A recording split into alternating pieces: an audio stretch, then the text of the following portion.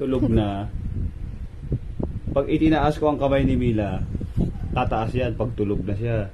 O, tingnan mo. Nakataas yan, itataas ko. Pag tulog na si Mila, nakataas yan kamay niya. Hindi yan mabababa. O, diba? Tulog na si Mila talaga. Kaya pag binaba ko yan, bababa din yan. Itong paa ni Mila, pag nakataas yan, tulog na siya. Hindi yan bababa.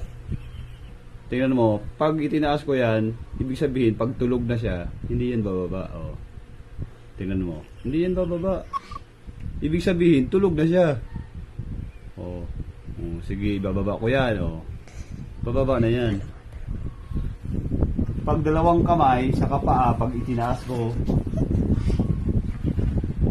tulog na yan talaga si Mila pag tinaas ko yung kamay niya sa kapaa niya. O, pag tulog na si Mila, hindi yan bababa. O, tingnan mo. O, diba? Tulog na si Mila. Mabait na bata yan. Tulog na. Sige na, tulog. O.